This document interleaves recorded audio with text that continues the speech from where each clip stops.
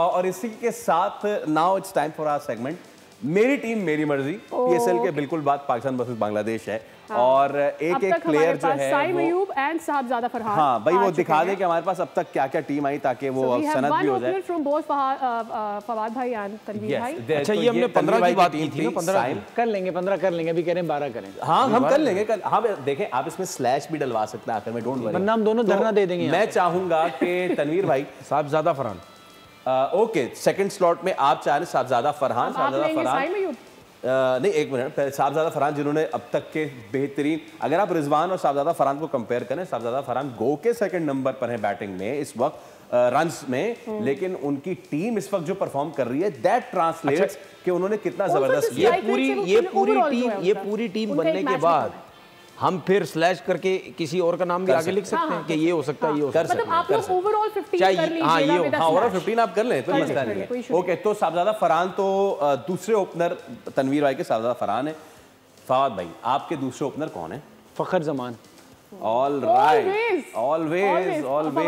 नहीं तो अभी बात करते करते हम स्लैश करवा लेना यार, रोजाना आपने रोज एक करेंगे ना, 15 दिन चलना है शो भाई। 15 दिन चलना 12 तो चलना है, लेकिन 12 के साथ 15 कर लेंगे ना। 15 भी कर लेंगे। हम चाहते हैं कि हम बिट्स एंड पीसेस में यस एक एक करके आहिस्ता आहिस्ता भाई हो सकता है कोई प्लेयर अंडर परफॉर्म कर जाए, कोई प्लेयर ज्यादा परफॉर्म कर जाए तो आप ऊपर नीचे कर दीजिएगा। 2 दफा आप लोगों का मुद्दा इसकी तरफ लाई हूं और मैंने बोला क्या चेंज का ऑप्शन है, and he is not giving. नहीं है ऑप्शन है। ओके सो हम अगर दोबारा दिखाएं कि इस वक्त जो 2 प्लेयर्स अब तक हो चुके हैं टीम तनवीर और टीम फवाद में, देयर यू गो।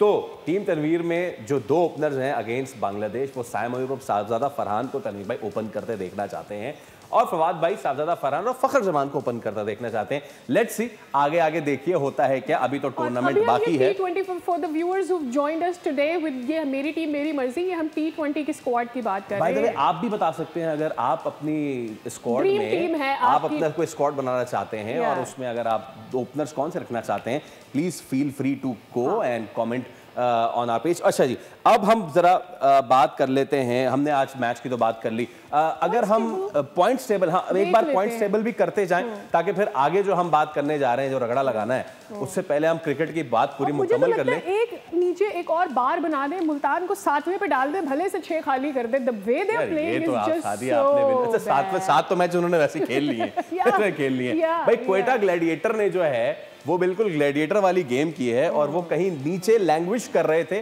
और अब वो भागते दौड़ते सेकंड पोजीशन पर आ गए हैं और 6 मैचेस के बाद 4 विक्ट्रीज के बाद 8 पॉइंट्स पे आ गए हैं। लाहौर कराची दोनों को with that run rate and everything, मतलब 6 जिन्होंने मैचेस खेले वो उन बाकी टीमों के रन रेट देखें ना जरा आप, इवन यू नो कराची का तो मनफी है, कराची और लाहौर कराची का तो माइनस है। सो वो भी अगर देखा जाए तो it's a good comeback from how Quetta started, how they picked up and then they consistently did it. So मेरे ख्याल में ये उनका अच्छा कमबैक है। लास्ट मैच में हम यही बात कर रहे थे कि वो 8 पॉइंट ले लेंगे मुल्तान से। पता नहीं क्यों फवाद भाई और तनवीर भाई को लगा था कि अनाउंस किया गया ना कि कुछ तो करेगी। ये जब से मुल्तान का अनाउंस किया गया ना कि हेलमेट में मारने के $1000 मिलेंगे, तो उसके बाद टीम रह गई है बिल्कुल। उसके बाद मुझे लग रहा है उनको लग रहा है कि हमें मारना है। अब ये जो पोजीशन आ गई हेलमेट पे रह गई है। अब ये जो पोजीशन है रह गई है इनकी, ये पहले जीत तो जाए फिर हेलमेट में मारेंगे। अब हेलमेट में तो मार ही नहीं सकते मेरे ख्याल से, फिर अपने हेलमेट पे मार बॉलर्स को मिल ही नहीं रहा है ना डिफेंड करने के लिए। हाँ वो बॉलर क्या करेगा, वो करे तो कौन सा बाउंसर और क्या 90 रन पे वो क्या बाउंसर मारेगा वो 90 रन पे, तो वो जो उसकी गिगी बन गई। अच्छा मैं बताऊं, मैं एक तो ये इन्वॉल्वमेंट होती जो ओनर्स की जी, ये बिल्कुल मुझे पसंद नहीं है। उसके बाद ये जो ओनर्स डगआउट में बैठ जाते हैं आके यार, मतलब अच्छा मैं आपको बताऊं, ये सिर्फ आप हमारी लीग में देख लेना, बस ये भंड हो रहे हैं हमारी लीग में। किसी और लीग में आपको ना टीम सेशन हो रहा है, ना प्रैक्टिस मैच में जब ग्रुप बनता है उसमें डिस्कस होता है सब कुछ, ना उस वक्त आपको कहीं ओनर नज़र आएगा, ना आपको किसी लीग में ओनर आपको डगआउट में बैठा हुआ नजर आएगा। So what do you suggest भाई, ओनर फिर क्या करे? वो ओनर का बताऊं क्या करें? बात कर रहे हैं ओनर अपना ओनर का बताऊं मैं क्या करें? जिस तरह हम अभी नीचे खड़े हुए, ये ऊपर जगह देख रहे हैं। हाँ, ये ओनर का काम यहाँ होना चाहिए। एग्जैक्टली, मैंने बहुत पहले एक बात की थी, वो ओनर का काम यहाँ नहीं है, ओनर का काम यहाँ नहीं, ओनर का काम ऊपर बैठा होना चाहिए। अब इस चीज से आप अंदाजा लगा लो ना आपकी क्रिकेट कैसे डैमेज हो रही है, और हमारा क्रिकेट बोर्ड जो है वो खामोशी से बैठा हुआ है। और हम कहते हैं जी फ्रेंचाइजीज ले ली हैं, अब उनकी मर्जी है जो कुछ भी करे। ओ भाई वो काम कर रहे हैं जो काम कभी किसी ने किए नहीं के लिए, भाई ये सब कुछ करते हैं। लाइमलाइट ओके ठीक है, कर रहे होते हैं। अच्छा चले